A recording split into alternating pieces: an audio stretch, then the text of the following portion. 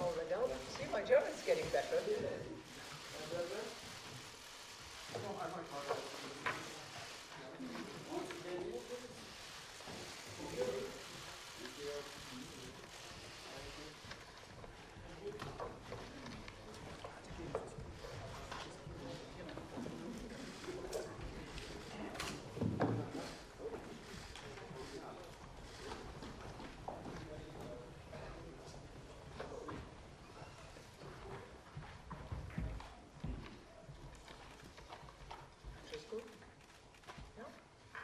First of all, Happy New Year to all of you. So I think this is our first press conference since we've been in 2020. And it's going to be a busy year for us. So, ladies and gentlemen, the Vice President and I are very pleased to welcome you to our press conference. We will now report on the outcome of today's meeting of the Governing Council. Based on our regular economic and monetary analysis, we decided to keep the ECB interest rates unchanged. We expect them to remain at their present or lower levels until we have seen the inflation outlook robustly converge to a level sufficiently close to, but below 2% within our projection horizon. And such convergence has been consistently reflected in underlying inflation dynamics.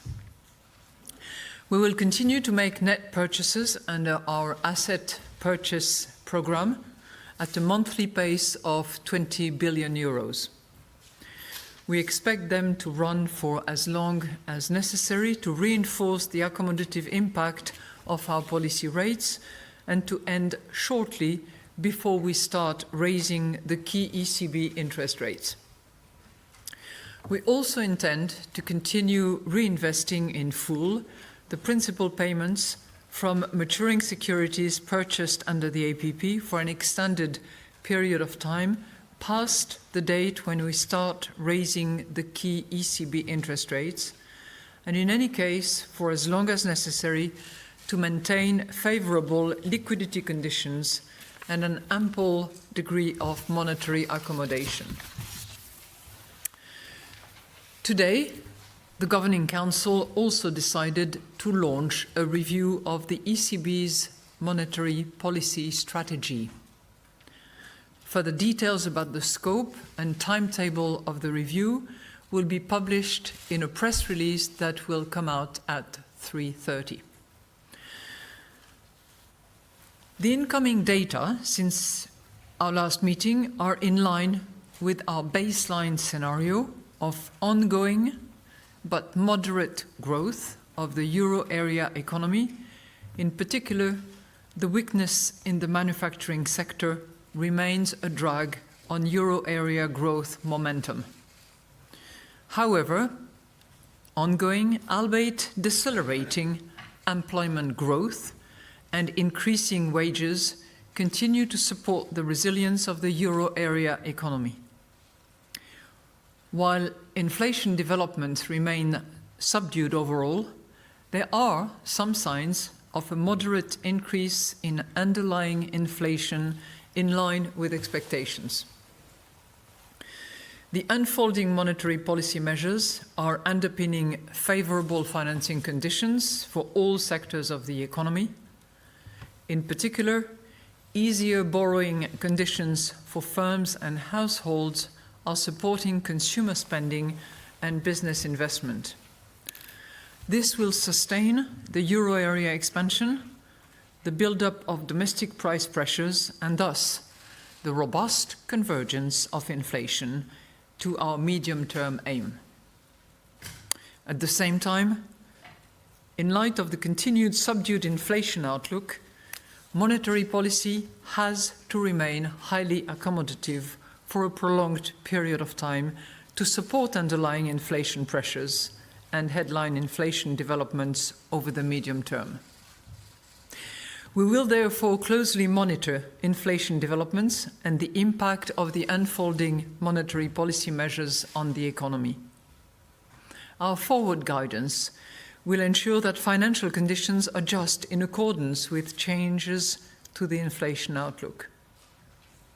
In any case, the Governing Council stands ready to adjust all of its instruments as appropriate to ensure that inflation moves towards its aim in a sustained manner in line with its commitment to symmetry.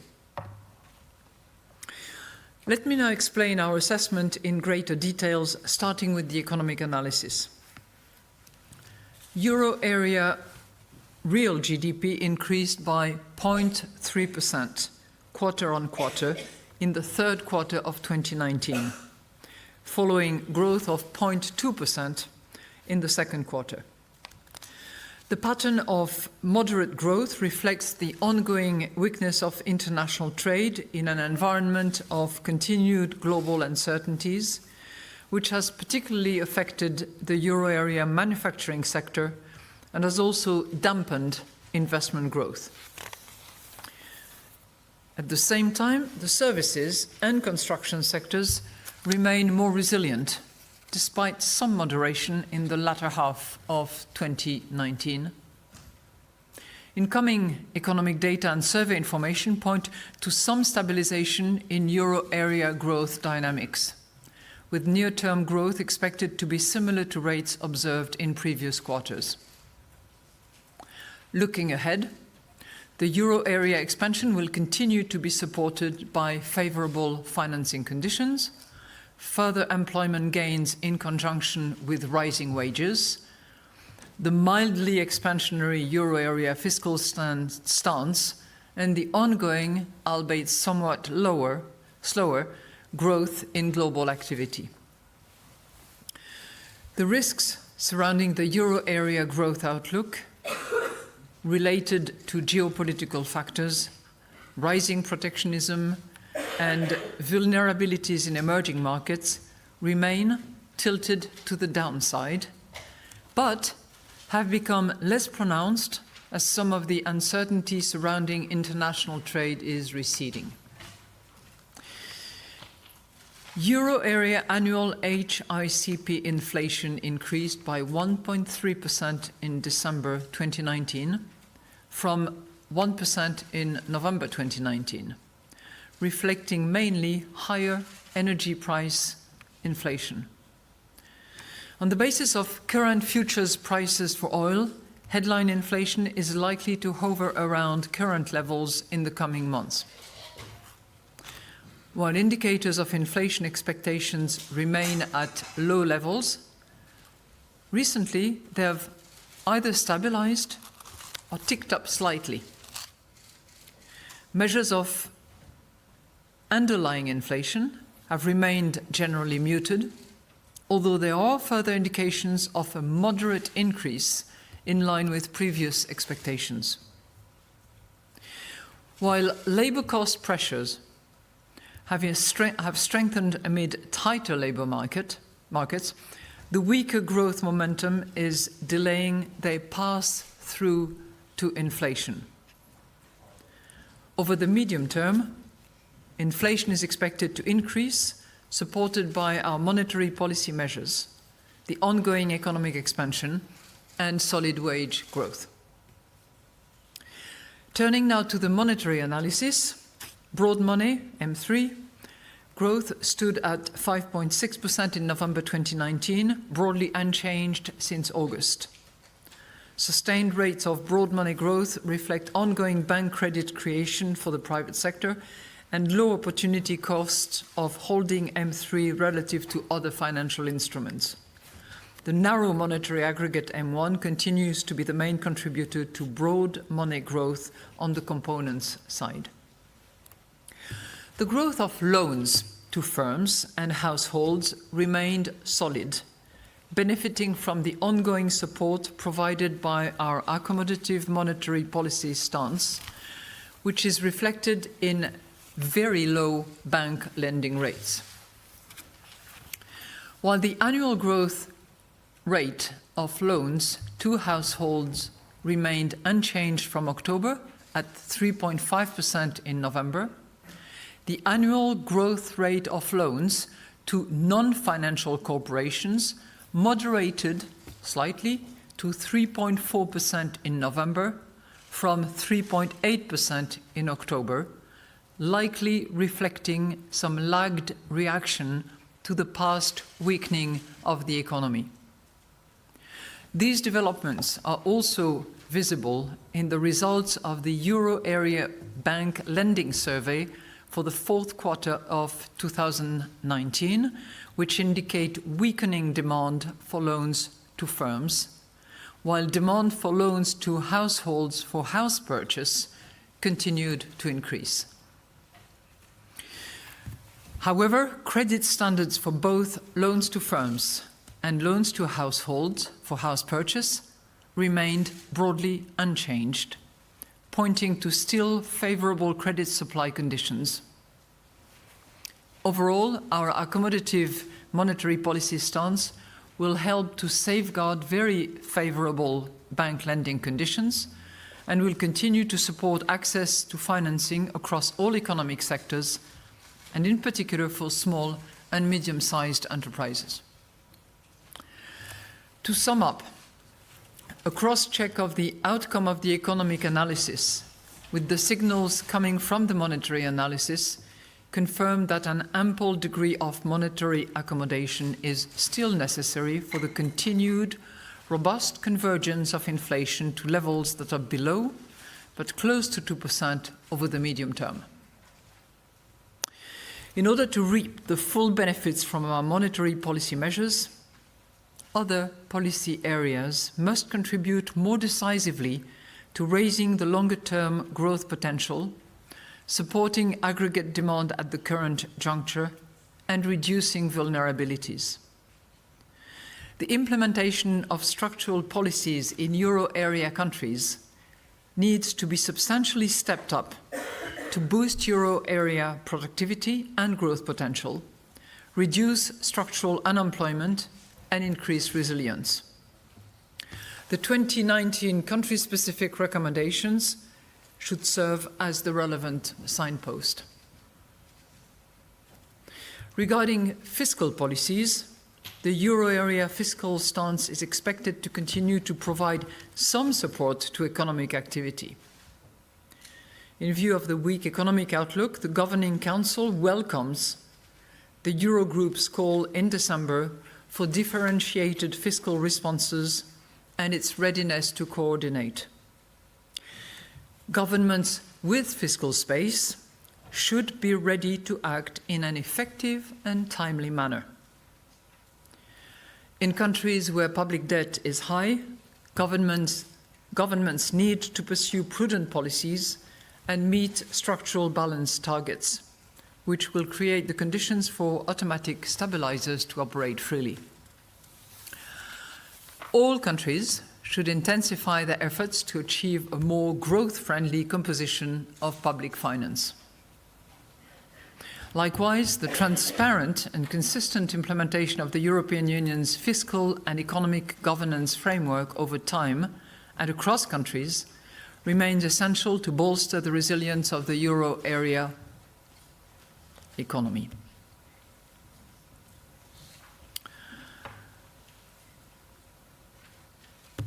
Improving the functioning of economic and monetary union remains a priority. The Governing Council welcomes the ongoing work and urges further specific and decisive steps to complete the banking union and the capital market union. We are now ready and available to take your questions. Thank you. Mr. Arnold. Good afternoon. Happy New Year. Thank you. Martin Arnold from the Financial Times. I like your owl. I have two questions for you. Firstly, trade seems to be the order of the day or the order of the week. What do you think about the prospects of a potential trade war between the US and the EU, and does that seem more or less likely since the start of the year? And secondly, I'd like to hear your reaction to Sweden ending its experiment with negative interest rates, and whether you think that markets assuming you don't have the potential to cut further, and they're signaling that the next rate rise will be upwards rather than downwards. Are they correct in that assumption? So that's 3 questions in a row. Okay, on the trade front, I think you're quite right in signaling that trade is actually an important element in our considerations, and particularly in assessing the downside risk. I think one critical development since our last meeting in late December has been the conclusion of phase 1 of the negotiations between US and China. And that in and of itself has a variety of consequences. It has consequences in relation to uncertainty. It certainly has slightly reduced, if not vanished, but it also has consequences in terms of international trade at large and indirect consequences for those regions or countries around the world from which trade will be diverted in order to deliver on that phase 1. So this is something that our teams are looking at very carefully to assess exactly what will be the impact on a net basis for the euro area. In terms of the trade relationship between the US and the EU, I took some comfort from the meeting that was concluded a couple of days ago between the President of the European Union Commission, Ursula von der Leyen, with the President of the United States. And while we all know that the results of those meetings are preliminary, the tone and the determination on both sides to draw positive conclusions from that meeting and to indicate determination to pursue the negotiations and the approach to the trade relationships between the EU and the US, I think is to be taken as a positive signal. I know that the President of the Commission will be visiting the United States in February. I would expect continued work to be ongoing between the parties by then, and hopefully some positive developments out of that February visit. But clearly we're going to monitor that very carefully and see what the signals are with due consideration for the limitation of signals relative to what the outcome of final negotiations can be. In relation to the setting of rates, in particular by Sweden, I think I'll leave it to the Swedish Central Bank and to Stephen Ingves to actually indicate on what ground, for what reason, there was a determination to actually return, for the moment at least, to a 0 interest rate. My understanding of his conclusion is that there had been a positive outcome of that period of negative interest rates, and drawing from that, and given the economic circumstances, the inflation expectations, it was legitimate and their decision to actually return to the 0 rate where they are at the moment. Every region and every country has its idiosyncrasies and rational, and I think comparisons in that respect are odious, as we all know. Clearly, everybody's going to look at what conclusions are drawn from that monetary policy reversal, if you will, in Sweden. But I wouldn't draw any conclusion as far as our policies are concerned. And as I said very clearly, I think in the introductory statement, the Governing Council is going to be very attentive to any and all developments in all directions, both in terms of growth, but obviously in terms of inflation, which is our measurement of price stability, and will take whatever measures are necessary as appropriate in order to respond to our imperative to deliver on our mandate of price stability.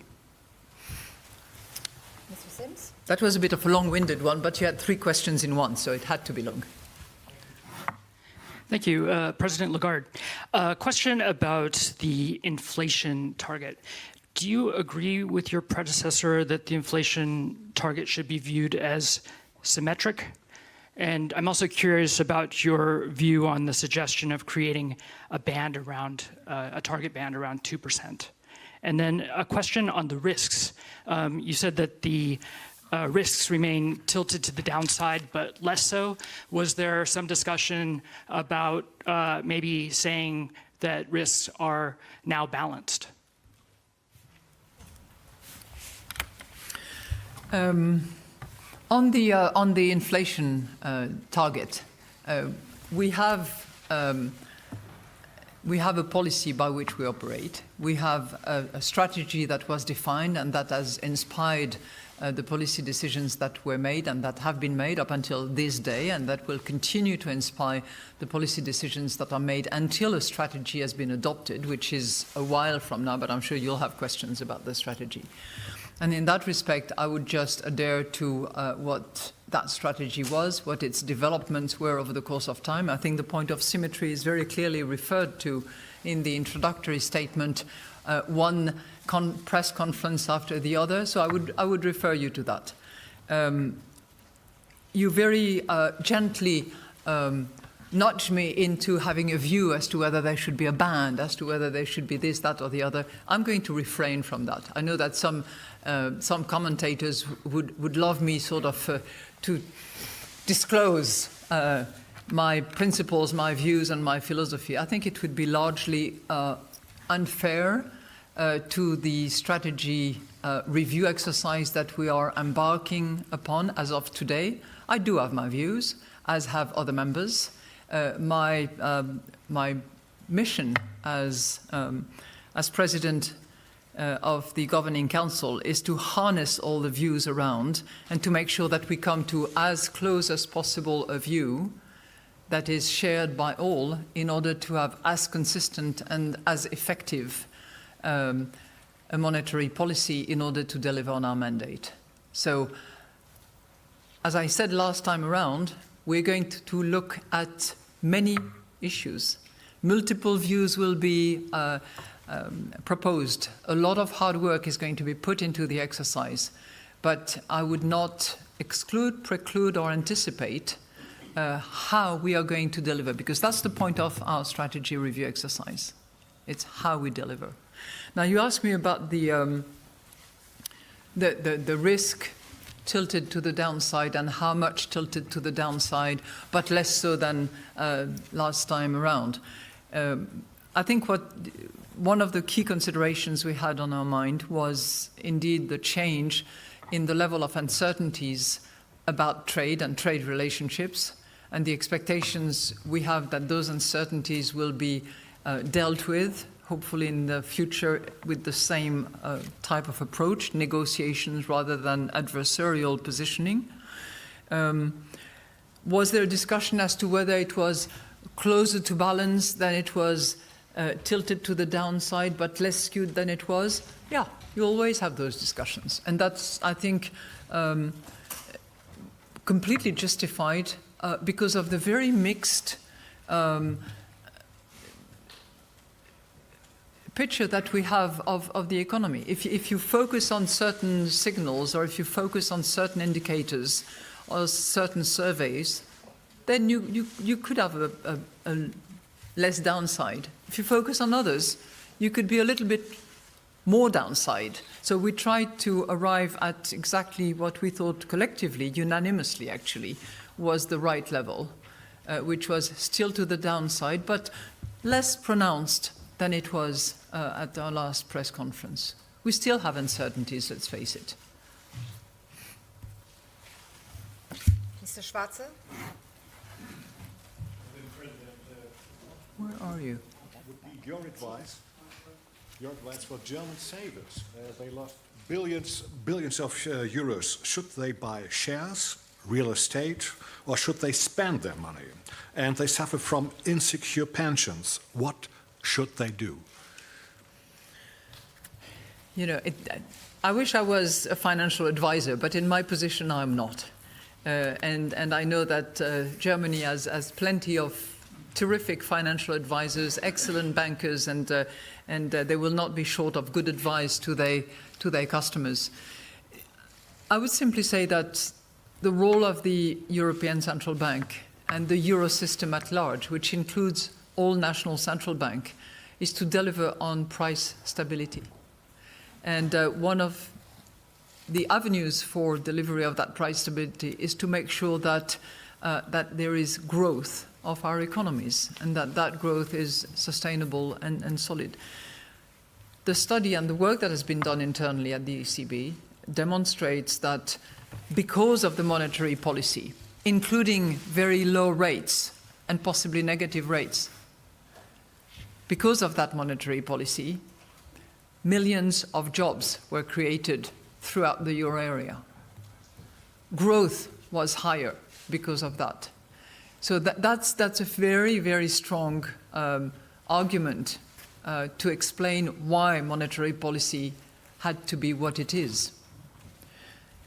As you have noted in my introductory statement, and I don't differ from my predecessor on that front, I think having amplifiers of our monetary policy by having the right fiscal policy, be it by way of additional spending or reduced taxation, for those countries that have the space to do that, would certainly help in that regard.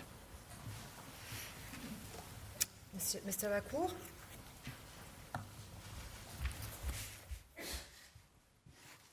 Jean-Philippe Lacour, Agence France Presse. Bonjour, Madame la Présidente. I will follow up in English.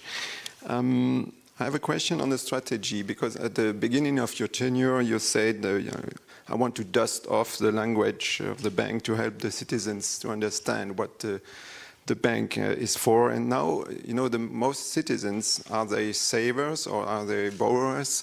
They have just one thing in mind: when will the ECB raise the rates? And the one announcement you are doing today is, yes, we will launch a new strategy.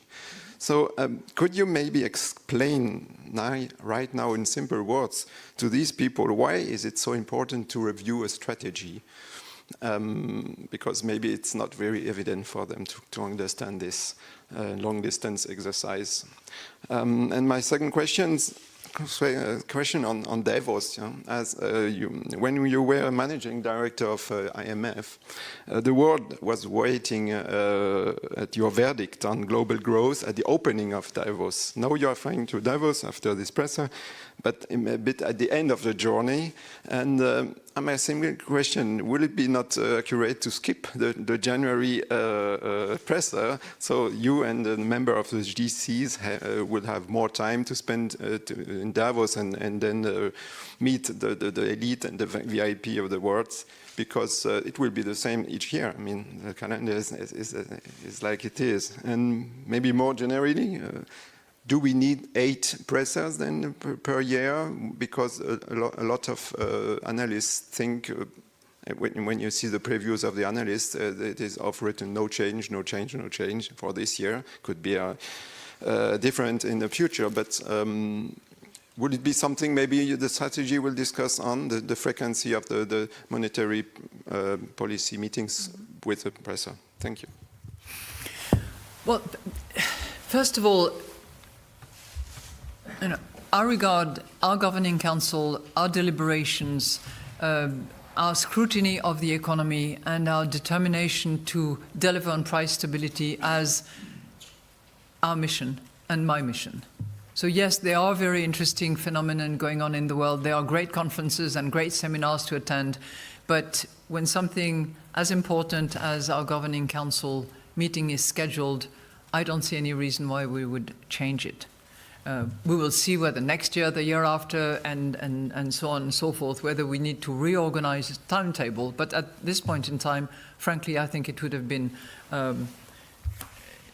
unwarranted, to say the least, to change anything. That's point number one. Point number two, on the scope of the strategy. We are going to review a whole host of issues. So yes, it will have to do about how we deliver, how we measure, what tools we have, and how we communicate. And it will really encompass the entire communication approach. when it comes to decision making, to publication, to the use of language that we have, to the outreach, to the engagement with all stakeholders. All of that is going to be part and parcel of the strategy. So it's a broad exercise. And I think it touches on your first point. My commitment was really to be able to listen to the expectations of the people, to better understand their economic concerns and their imperatives and how we can deliver on them. We will continue to benefit from the work of the researchers, of the top-notch economists, of the academics, and yes, their views will be harnessed at various events that will take place in the course of 2020. But it is also going to be our task and our goal to listen. That resonates with those of you who know how the Fed has organized its Fed Listens. We will be different because 19 member states do not all speak the same language, and if we want to reach out to people, we are going to have to use people's language, I mean, literally, and it will involve all the national central banks, which will be also active participants in the process. But that's what I mean by including, reaching out, and addressing the concerns. Now, I take your point about the interest rates. And I think that I have addressed that point earlier on by indicating that we have to use all the instruments that are available and that are proven to be effective. We will measure effectiveness, by the way, in order to deliver. Ms. Locke? Carolyn Look, Bloomberg. President Lagarde, you've said before that the review will last until the end of the year, and assuming that that's still the valid assumption, how do you plan to mitigate risk in the interim about creating uncertainty over the ECB's policy, since the policy implications of the review are not yet clear? So, for instance, is the view that the ECB can't or won't raise or cut interest rates as long as the review is being discussed justified? And my second question is about tiering, especially since the next reserve maintenance period is in 6 days. I'd like to know what the ECB has learned from its experiment with tiering so far since September, whether you're satisfied with the impact on bank profitability and lending and money market rates, and whether what you consider the costs and benefits to expanding the pool of exempted deposits or raising the rate on them. Thank you. I have a very simple-minded approach to your first question. It will be over when it is over. In other words, we will have a new strategy when we have concluded the exercise.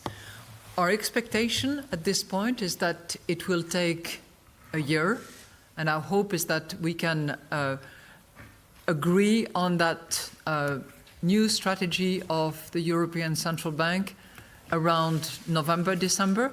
December, in my view, would be the probable date for the conclusion and the communication of our strategy. But when I say it will be over when it is over, what it means is that in the meantime, irrespective of our deliberations, our consideration, our engagement with academics, with economists, with civil society, with European Parliament, and so on and so forth, irrespective of all that, which will progress in parallel and will keep a lot of people busy, both here in Frankfurt and in the 19 national central banks, we will conduct the same usual exercise of monitoring, analyzing, drawing conclusion about the macroeconomic situation, about the monetary situation, about the markets, because we look at that as well, and then we will draw our conclusions, which will be independent from the strategy review that we're conducting separately. Oh, you had the second question. Yes, the tiering. I don't think I'm disclosing any secret because at the time some of you commented about it. There were some governing council members that were a little bit skeptical about the effectiveness, the benefit, the justification of the tiering. I think the overall view, I think it was unanimous actually, I didn't hear anything to the contrary, but the unanimous view is that the tiering system is operating extremely well. There is no discussion at this point in time to change the limit of 6 times, as you know. But, you know, since September, or since it was decided, and as of the effective date, as you know, there was instant movement. It has proven to be effective, no question about it. Ms. Weisbach? President Lagarde, Annette Weisbach with CNBC. I have a question on climate change, because you said earlier on that you want the ECB to play a pivotal role in fighting climate change, also during the strategy review, or including that in the strategy review. What does that mean concretely? I mean, what kind of things do you have in mind? And then one other aspect, you were saying as well that you want to bring the ECB closer to the people. If we bridge that to inflation, there's a big gap between how people think inflation is actually developing and how inflation is measured. In terms, people feel that inflation is a lot higher. Would you also include real estate price development in a new inflation measurement, perhaps? Thank you very much. Thank you very much for your 2 questions. On climate change, what I said, I say, and will continue to say is that it is everybody's responsibility, wherever he or she is, to see what he or she can actually do to fight climate change and protect biodiversity. I insist on the 2 components. So let me tell you what we already do, because it's not as if, you know, it's a newborn baby because I arrive. Quite a lot had already been undertaken, and I would refer you to an excellent speech that Benoît Cœuré had given back about 6 or 8 months ago about these topics. So I just want to summarize what we do, because there's always questions and sort of testing of her views versus the rest. Things are actually happening. First of all, we have, as you know, an ECB staff pension fund. And I'm looking at my paper because I don't want to give you anything that is wrong. So we replaced the previous benchmarks for the equity funds by their low carbon equivalents. And that came on the top of the selective exclusion and proxy voting guidelines that have already been in place for much longer than me. But that's an add-on to what we had in place. It does not apply to a very, very sizable amount. It's roughly 1 billion euros, but, you know, small rivers make very large oceans eventually when they're protected. The second deals with the ECB's own funds portfolio, and that applies to the ECB paid-up capital and the general reserve funds. Altogether, that's a little over 20 billion euros. On that, we're investigating how climate change-related considerations can be better integrated than they are at the moment. And as a first step, we have decided to increase the share of green investment held in the portfolio, subject to availability and liquidity of such funds, of course. Now, the third step has to do with our monetary policy portfolio, which is much larger. And as you know, there is only a portion of that which is in corporate asset purchases. It's roughly, take it or leave it, 200 billions relative to over 2 trillions for the entire asset purchase program. I think on that, the strategy is going to have to review what the bank can do, should do, how much it collides with the mandate, and if so, I think we should very expressly say so. But if it doesn't, I'm giving you a for instance. It's not something that has been opined upon, that has been considered at all, but you know, you can look at what ESG, for instance, criteria are respected by the issuers. You can assess the value of collaterals in order to determine what is the risk associated with collaterals, and so on and so forth. So those are just, you know, a few areas.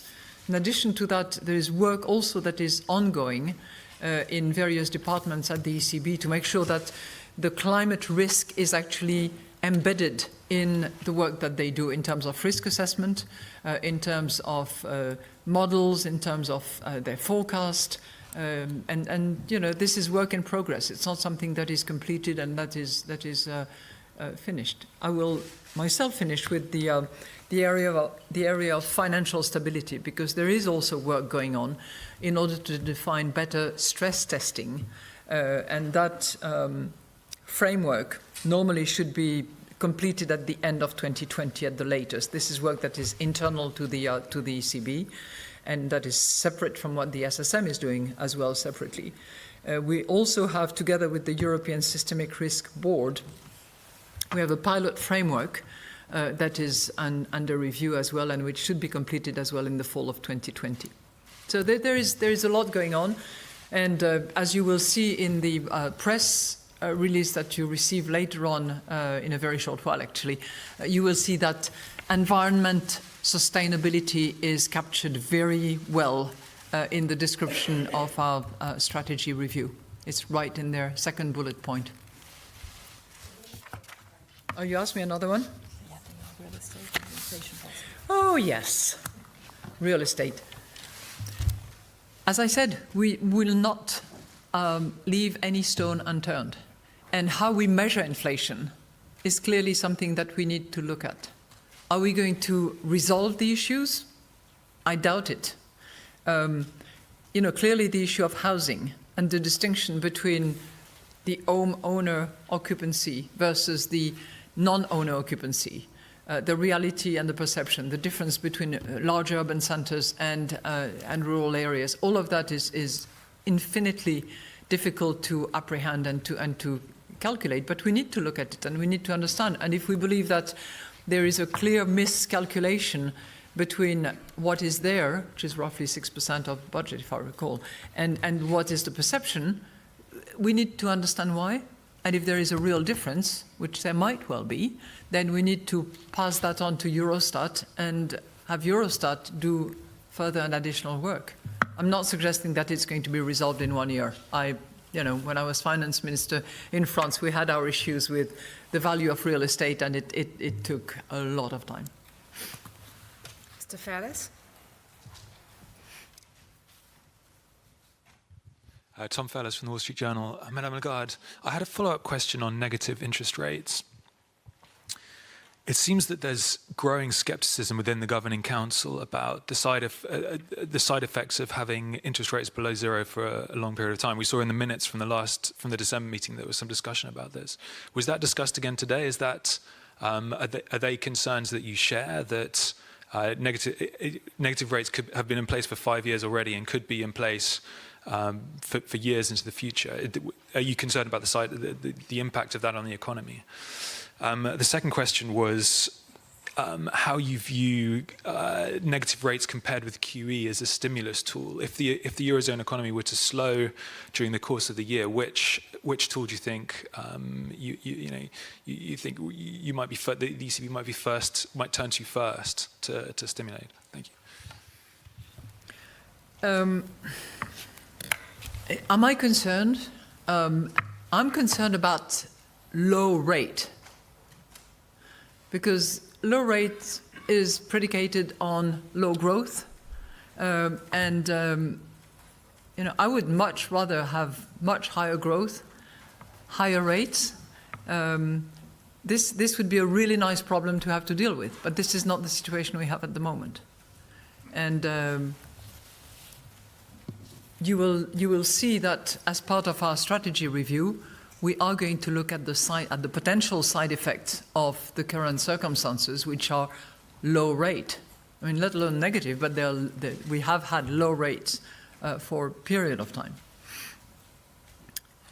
And that hampers our ability to respond in case of exogenous shock, as you know.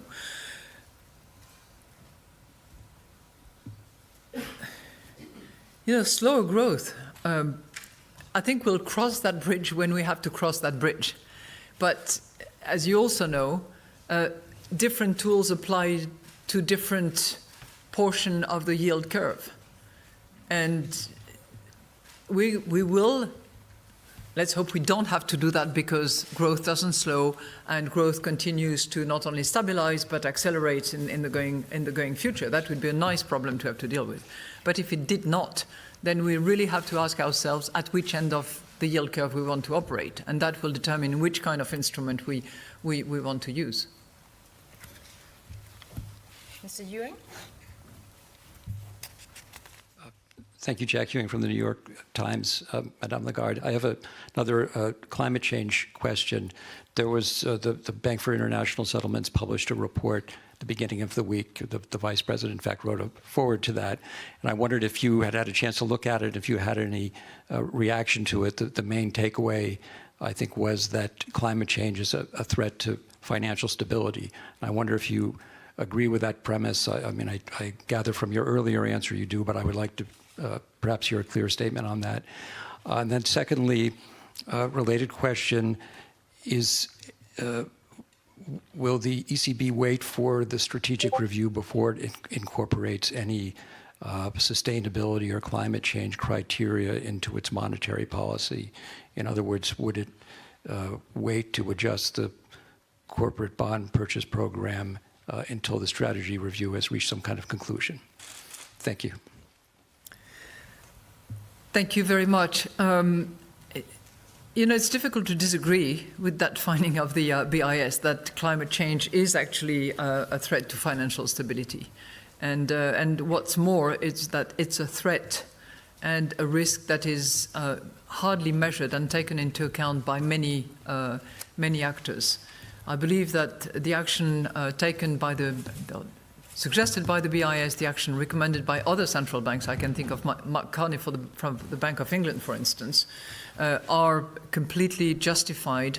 And I was personally very pleased to see that the private sector is actually also taking action in that respect, and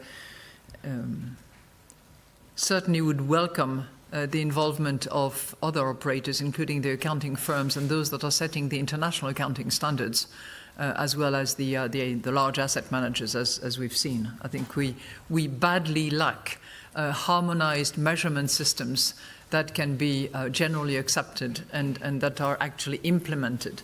So that's it is more of a personal view, if I may say, because it has not been debated in the Governing Council, and I'm not suggesting that you know, I would sort of give you the ECB doxa on this matter. I would be surprised if they were very much against that position. What I tried to do when describing for you what we were already doing was to show that while we might not be ahead of the curve yet, we are not sitting on our bottom doing nothing. So we are taking climate change into account in order to improve the way in which we operate at the moment, and wherever we have the option to include climate change as one of our tools, we are doing so. It is going to be an important matter that will be debated during the strategy review. What impact does it have? What consequences should we draw? Where does it impact the way in which we operate? All those questions will have to be debated. Mr. Siakantaris? Thank you. Mr. President, the last strategic review addressed an era where inflation was hard to tame, not hard to stimulate. And since then, technology, globalization, even European integration have added efficiency but have undermined the inflationary pressures. How can this strategic review address with this fundamental shift, and what yardsticks do you think personally should be assessed first for their relevance in today's era? And a follow-up question, we can safely assume by now that ultra-low yields have not been enough of an incentive for governments for fiscal spending for growth. Is there something more efficient, different that the ECB could do or influence in order to catalyze fiscal expansion, or would it be considered too political? How central do you expect this issue to be in this strategic review? Thank you very much. You're completely right in that the situation has completely changed from 2003. And we published a study just before December that sort of takes stock of the last 20 years of euro use and implementation and monetary policy delivery. For 10 years, the goal was to fight inflation because inflation was way too high.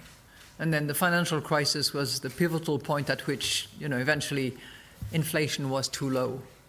So it's been a reversal of the situation and requires, in my view, that we actually look at the strategy very carefully to see how effective we can be in view of the change of circumstances, some of which are structural factors that are here with us to stay. When you look at the aging of population, when you look at the low productivity, these are probably going to be with us for a long time. So that justifies fully the need for a strategy review. We cannot operate as we did back in 2003, which doesn't mean to say that we have to necessarily change this, that, or the other, but we have to look comprehensively at the effectiveness of our monetary policy. One thing that I know is central and anchored in our considerations will be the mandate that we are given under the treaty, which is that of price stability. That's the primary one.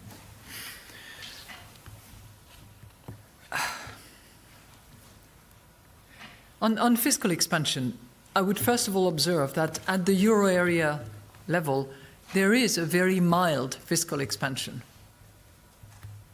as we speak.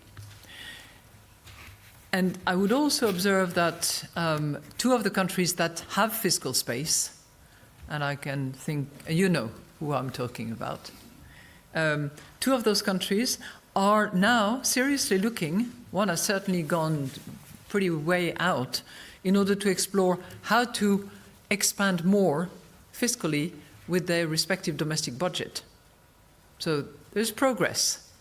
We just need to all keep at it, not because I want to influence fiscal policy, it's for the budget holders to decide, it's for the authorities that have competence in that respect to decide, but simply because a good fiscal support would give much more effect to our monetary policy.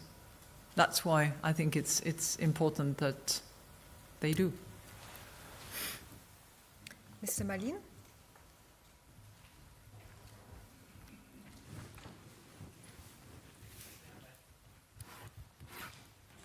Jan Malin, Handelsblatt. I have one question on climate change. You have raised quite high expectations on the future role of the ECB in the fight against climate change.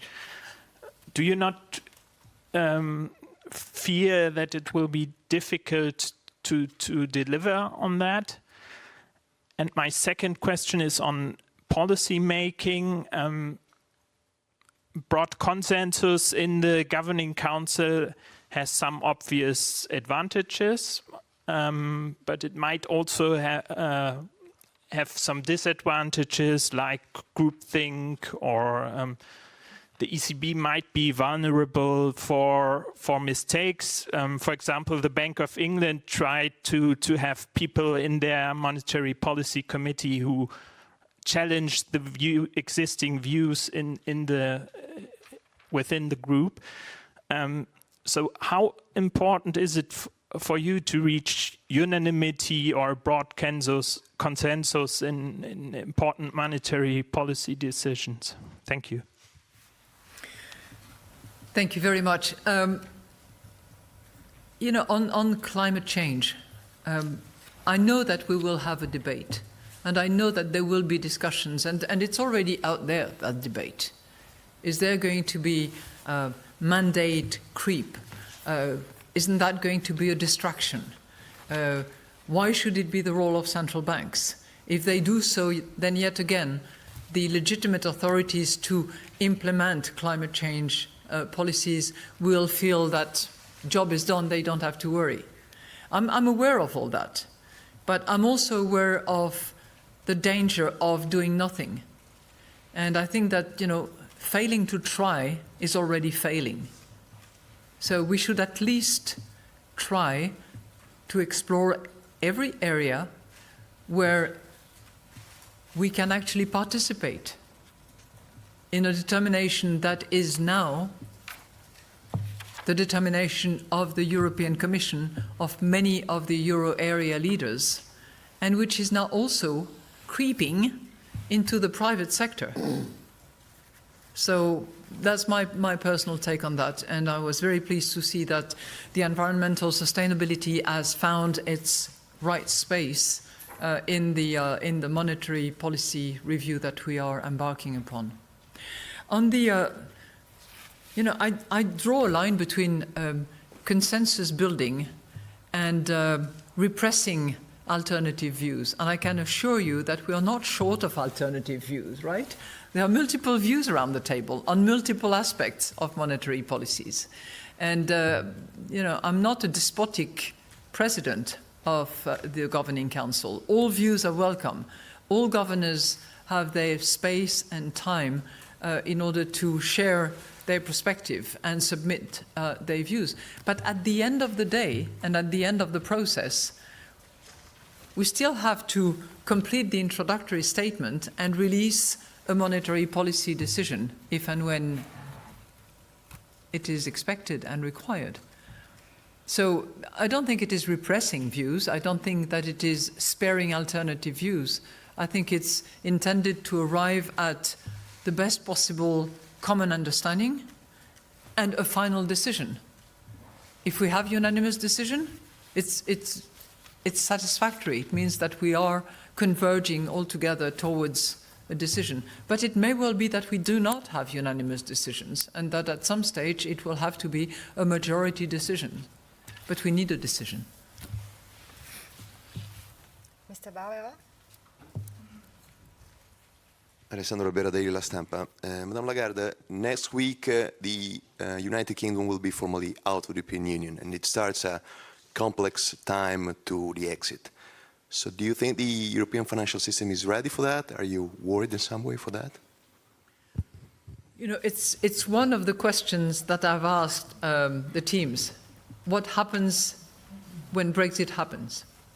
Are we all ready? Have we taken all the steps that we had to take? Have we alerted sufficiently the private sector operators to themselves take the right measures? And my assessment today is that yes, we have. Just to remind you, back in March of 2019, we activated swap lines with the Bank of England to make sure that on both sides of the channel there would be enough euros and sterlings so that operations could continue in a smooth manner despite the implementation of Brexit. We have alerted and reminded the banks of all the necessary measures that they have to take in order to be in a good position to continue to operate irrespective of Brexit. And we have reason, good reason to believe that this is so. And don't forget that, there was this high-level working group between the Bank of England and the ECB at the level of both president and governor in order to make sure that they had checked all the boxes and covered the potential risks. You never know. There can always be a risk somewhere, but I think that in good conscience we have looked at everything that we thought was necessary. And the final question to Mr. Gürner. First of all, Happy New Year also to you and to all your colleagues of the ECB. Also one more question for the climate change. In Davos at the World Economic Forum, President Commission Ursula von der Leyen said how important the fight for Europe against the climate change is. And the Bank for Settlements said it is the same view, but we are against a green QE program. What is your view on this issue? I very strongly support the President of the Commission in that respect, and in many respects for that matter. We are taking steps, and we have taken steps already in order to play the role that we should play concerning the fight against climate change. We will look, as part of the strategy review, at what options we have to be even more intrusive, more active in relation to the corporate purchase plan that we have in place and which continues to operate, as you know, because we are purchasers on a monthly basis of 20 billion euros, and we reinvest as instruments come to maturity. We will look at that and see how we can play our role in accordance with our mandate, indeed. On that word, I think, in accordance with our mandate, indeed, we have to stop the exercise. It's perfect ending. Thank you very much.